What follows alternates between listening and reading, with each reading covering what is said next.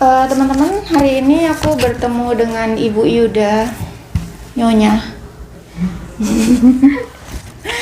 Ibu Yuda umurnya berapa? 23. Beliau sedang program hamil. Kita doakan ya. Semoga apa yang diikhtiarkan terkabulkan. Nah, kebetulan dia program hamilnya bukan sama saya ya guys, karena memang sudah ranahnya ke dokter. Karena si Mbak Yuda ini sudah disebut mengalami gangguan hormon ya. Sudah berapa tahun ini programnya belum? 2 tahun. 2 tahun belum setelah menikah ya? Iya. Belum berhasil. Karena memang dari muda memang ada mengalami gangguan hormon. Kalau dulu waktu SMA pernah PCOS ya. Terus sudah diterapi dan sembuh. Nah, setelah menikah ini terjadi haid secara nggak teratur. Agak lebih sering lah haidnya, ya kan? Lebih sering, nanti 1 bulan, terus kemudian berhenti 1 minggu, kemudian haid lagi. Tapi begitu. Bisa sampai 3 bulan. Oh, pernah 3 bulan tidak haid sama sekali, begitu. Jadi ini dia sedang program terapi sama dokter.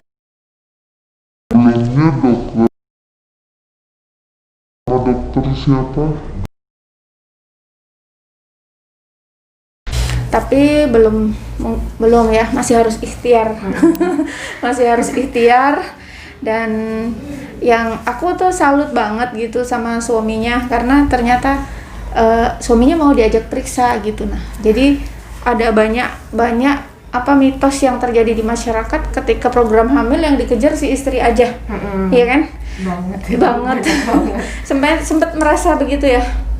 Sebenarnya kalau dari suami enggak sih, cuma karena dari keluarga kan, ya, karena kita pihak perempuan yang mengandung, iya, yang hamil, jadi orang tuh berpikirnya karena lama kan nggak hamil-hamil, apa masalahnya ada di saya, apa ada di perempuan, karena kok belum hamil-hamil. Iya. Cuma dari pihak suami sih bilang kita harus cek dua-duanya, karena kalau mau punya anak itu tuh bukan cuma kamu, tapi aku juga. Dan malah suaminya yang bilang seperti itu ya, karena luar biasa. Bibitnya kan dari aku. Jadi suaminya pengertian banget ya, paham, berarti suaminya paham bibitnya dari dia. Nah, berarti memang keduanya harus sama-sama sehat dan sama-sama bagus. Dan kebetulan si suami sudah pernah periksa ya. Sudah. Dan alhamdulillah spermanya itu bagus. Dan sebenarnya guys, kalau periksa untuk laki-laki itu sangat mudah sekali dan sangat murah, sangat efektif. Jadi sebenarnya kalau program hamil, bagusnya sih sebenarnya yang diperiksa laki-lakinya dulu ya. Iya. Karena murah ya. Karena murah dan mudah. dari 2 tahun lamanya program. Untuk suami itu yang saya tahu cuma ngecek spermanya. Dan itu tuh lebih murah daripada harus ngecek si istri dulu. Si istri banyak yang dicek guys. Banyak banget. Dan banyak yang harus ditunggu. Iya kan, hasilnya lagi gitu kan. Nah, ya dia bersyukur banget punya suami yang harus bersyukur. Pengertian ya, paham, dan ternyata alhamdulillah si suami bagus. Tinggal dia ya. Mudah-mudahan nanti setelah terapi ini kita doakan sama-sama, semoga ikhtiarnya untuk bisa hamil terkabulkan. Amin. Nah, ini adalah terapi yang kedua tahunnya ya. 2 tahunnya, otomatis sudah 3 ganti dokter, berarti sudah teknik dan caranya mungkin sudah sangat diajarkan ya. Teknik cara berhubungan. Tapi karena memang haidnya tidak teratur dan lebih banyak haidnya, berarti dia memang harus diterapi haidnya dulu ke dokter ya. Ini sudah ranah ke dokter konselingnya, karena statusnya sudah bukan normal lagi. Dan mudah-mudahan nanti setelah ini terus suami memang waktu itu yang ngajak periksa ya. Setelah berapa lama suami ngajakin periksa? Itu awalnya 6 bulan pernikahan. Itu haidnya masih teratur? Itu teratur. Kan bingung, kok 6 bulan nggak ada, maksudnya kok nggak ada masalah ya, maksudnya kok belum ada pembuahan, belum hamil. Karena kebetulan suami saya anak satu-satunya, mertua saya nanya, kok belum hamil? dari omongan tetangga apa segala macam juga kok belum hamil sih. Iya. Akhirnya memutuskan bilang suami, ayo kita periksa. Ayo. Ayo. Ayo Terus? program. Akhirnya program awalnya itu ke Dokter Ahmad. Dari Dokter Ahmad itu saya kan yang awal sebelum nikah itu timbangannya tuh sekitar 50, paling tinggi itu 56 lah. Jadi sebelum nikah itu 50, 53, 55 sekitar itu. Pas sudah nikah, berat badan saya tuh langsung melonjak naik. Iya. Bisa. Sekarang itu udah sekitar 16 kiloan, 20 kiloan lah. Kenaikannya. Lumayan banyak. Terus di situ waktu sama Dokter Ahmad itu kaget karena bilang Dokter Ahmad ini hormonnya memang nggak seimbang karena naiknya drastis banget kan. Iya, naiknya. Waktu itu dalam waktu 6 bulan. Ada nggak indikasi kayak naik ya, bukan turun, naik berat banget lah. Benar-benar berarti memang hormon ya. Karena dari waktu 6 bulan waktu itu dalam 6 bulan saya naik 16 kilo. Nah di situ mau diturunkan itu susah. Sudah coba, akhirnya pertama dikasih regimen sama vitamin E. Nah sempat normal lagi, tapi ya itu nanti kambuh lagi gitu. Mbak, boleh nggak aku nanya pola makan? Pola makan saya Hancurnya gimana? Maksudnya gini. Sebenarnya kalau kita kan kalau yang sehat di dalamnya ada nasi, ada protein, ada lauk pauk, terus ada sayur, ada buah. Setiap menu makanan ini apakah kalau lengkap? Buahnya sih kadang jarang. Buahnya yang jarang. Tapi kalau sayur sudah pasti. Kadang-kadang nggak pakai sayur. Oke, boleh ya aku kasih masukan ya. Ada kemungkinan besar gangguan haid itu ada pengaruh dari pola makan. Nah itu dokter Ida kemarin bilang begitu juga. Sangat besar dari pola makan. Jadi kita itu sehat atau tidak, seimbang atau kita tidak, itu kalau dalam konsep aku adalah manajemen dari makanan sama manajemen bagaimana kita mengatur stres. Nah, hormon terganggu itu sangat terpengaruh dari dua hal memang. Meskipun ada yang namanya karena berat badan, ya kan, terlalu berat, terlalu ringan karena anemia, terus karena stres ini bukan yang kayak kita stres gimana gitu, tapi kayak kita banyak pikiran, sama faktor pola makan yang tidak seimbang.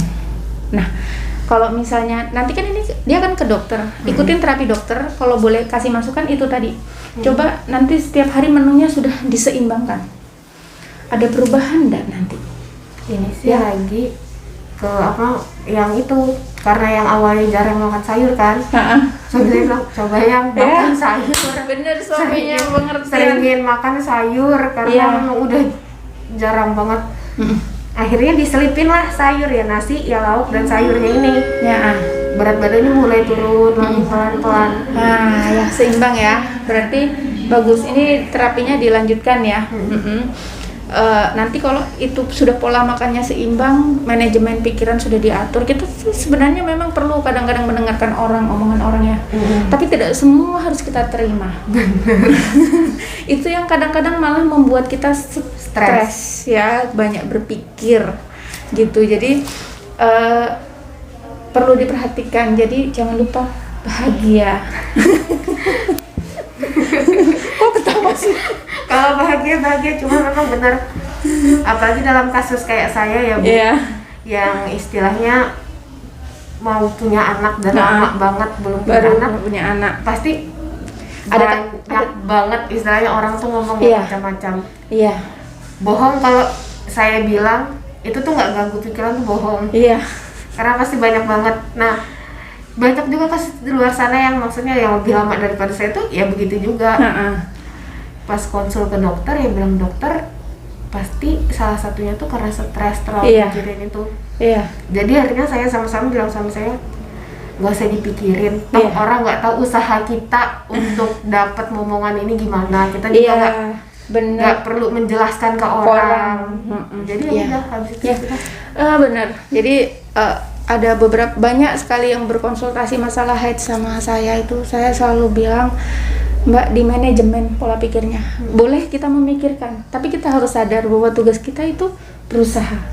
Kita juga harus sadar bahwa tidak setiap omongan orang itu harus kita terima, gitu. Karena itu tadi, orang tidak tahu seberapa besar usaha kita itu sebenarnya yang sudah kita lakukan. Orang mungkin bisa ngomong gampang ya, tapi dia tidak tahu seberapa besar kita itu sudah ikhtiar, dan itu hanya Allah yang tahu memang. Hanya Allah dan diri kita. Ya. Iya. Jadi mungkin itu yang harus kita manajemen, Mbak. Harus manajemen omongan tetangga dan lain-lain yang bikin stres, dan yang membuat kita itu stres agak turun, kita itu harus yakin. Benar. Allah itu kan mau merubah usaha seseorang, merubahnya itu dari usaha, dari ikhtiar yang dilakukan. Begitu. Jadi semangat, insya Allah ya. Kata Allah, siapa yang berdoa kepadaku maka aku akan kabulkan. Kalau kita adalah orang yang pelupa berdoa, aku nggak ceramah. Kok jadi ceramah sih? Nggak apa-apa, Bu. Aku tuh selalu yakin itu. Nah, kalau aku belum terkabulkan nih, aku selalu punya tulisan di dinding.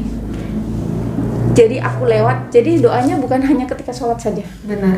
Ketika lewat, ketika duduk, aku melewat ke situ, aku berdoa, nyebut bangun tidur, nyebut itu, ya Allah.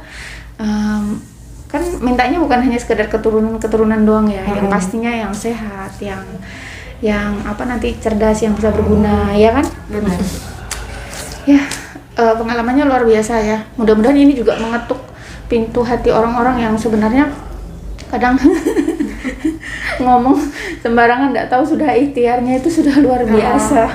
Ya, aku dulu pernah dengarkan keluhan orang yang 6 tahun nggak punya anak. Gitu. Terus dia mengalami gangguan PCOS juga. Terus aku bilang, Mbak, coba senam Kegel. Pola hidupnya itu bener-bener saya kembalikan diatur, karena dia itu sudah mengalami keputusasaan yang sangat. Bayangkan 6 tahun ya, Mbak. Kamu 2 tahun sudah rasanya wah ya. Dia 6 tahun, Mbak. 6 tahun terus akhirnya saya nggak lagi konsul lagi, sudah tidak terapi lagi, sudah saya terserah. Oke, Mbak. Kalau boleh saya sebenarnya bukan program ya, Mbak, coba kembalikan ke menu makanan sehatnya diatur, bener-bener diatur, suami istri nih. Terus 2, senam, kita perlu sehat. Senam yang paling bagus untuk rahim itu kayak senam Kegel gitu, guys. Senam Kegel, iya, yang kempit itu pernah dengar enggak? Pernah sih, cuma enggak paham. Senam Kegel dia tuh senam khusus untuk daerah kewanitaan. Biasanya kayak di body language itu dia melakukan senam itu. Dia memang ada anunya sendiri dia. Nah, dia tuh memang ke organ kewanitaan, ke rahim, dia memang olahraganya betul-betul di daerah sekitar panggul gitu, guys. Terus waktu itu aku tunjang minum kalsium sama vitamin. Alhamdulillah dia itu dalam waktu 4 bulan hamil ya. Hamil dia, alhamdulillah. Cuman waktu itu hamil itu subhanallah, mungkin dia diuji lagi ya, guys ya. Melahirkan itu meninggal. Terus hamil yang keduanya alhamdulillah sehat, dan setelah itu punya anak nggak bisa berhenti kesenggol suami, katanya dilempar dalamnya sempak hamil. Iya, misalnya orang ada yang begitu. Iya, jadi Mbak nanti coba ya, coba ikhtiar itu. Nanti tadi apa, pola makan, terus cara nanti kalau sudah teratur haidnya, ada teknik-teknik berhubungan segala macam, itu apa dikasih tahu sama dokter? Sudah. Oh iya ya. Tiga-tiganya sudah kasih tahu. Tidak boleh bangun langsung gitu ya. Oh, berarti dia sudah sangat paham. Mungkin itu tadi yang agak kita koreksi sedikit adalah pola makan dan pikiran. Manajemen. Kalau bisa ikut senam Kegel itu. Kalau enggak, kamu lihat di Google, dia ada di YouTube senam Kegel. Di YouTube ya. Ikutin seminggu 2 kali aja. Nah, terapi dokternya dilanjutkan. Ya, semoga berhasil. Amin. Terima kasih bercerita tentang pengalamannya tentang program hamil yang mungkin bagi Mbak ini memang sangat luar biasa. Aku pun kayak empati gitu, nah subhanallah gitu. Karena waktu aku kepengen hamil tuh 4 bulan setelah nikah itu rapid testnya berpuluh-puluh kali. Ini 2 tahun, guys, ya Allah subhanallah. Diuji ya kesabarannya ya, tapi saya tuh selalu yakin, Mbak, setiap ikhtiar itu tidak ada yang sia-sia. Benar. Waduh, apa ustazah lagi. aku nggak usah nanti panjang-panjang, nanti salah ngomong. Ya udah begitu dulu teman-teman. Makasih ya Mbak ya berbagi pengalamannya untuk hari ini. Sekali lagi kita doakan ya semoga terkabul keinginannya untuk bisa hamil. Boleh kasih salam Mbak? Assalamualaikum. Boleh.